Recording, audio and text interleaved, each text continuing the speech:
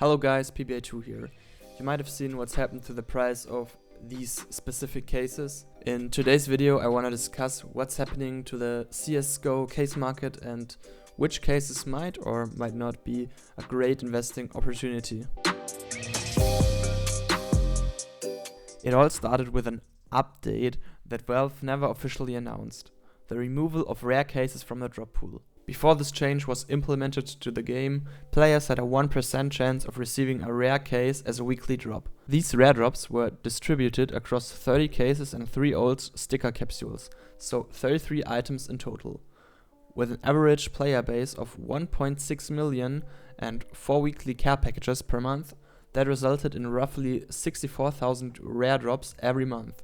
Since those 64,000 drops were evenly distributed among 33 items, that leaves us with around 2,000 additional drops per item each month. Now let's put that into perspective. Take the fracture case as an example. It still has millions of cases in circulation, and an additional 2,000 cases per month barely makes a difference here.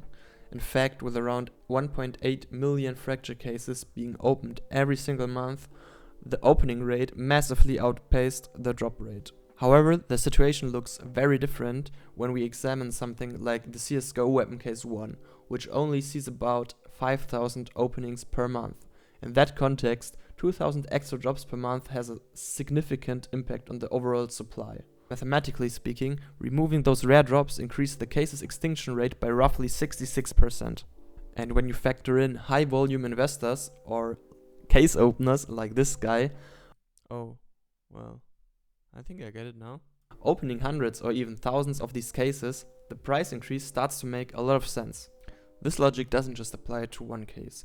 You can see the same dynamics with older cases like Hydra, Bravo or the original esport cases. So what does this mean from an investment perspective?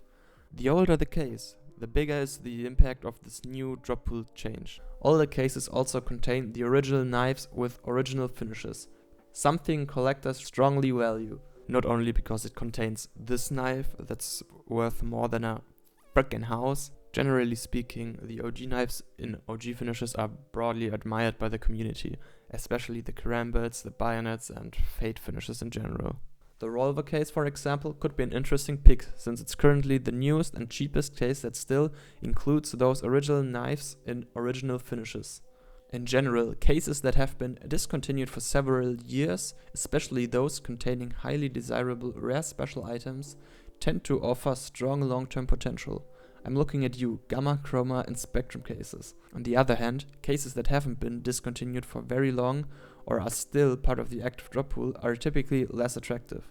As long as new supply continues entering the market, price appreciation remains limited, and since Valve doesn't discontinue cases very frequently anymore, you could be waiting for a long time before seeing meaningful returns. That's it for today's video already. Please go ahead and tell me in the comments which case you're buying right now, and don't forget to sub. I will upload more videos in the coming weeks. Goodbye.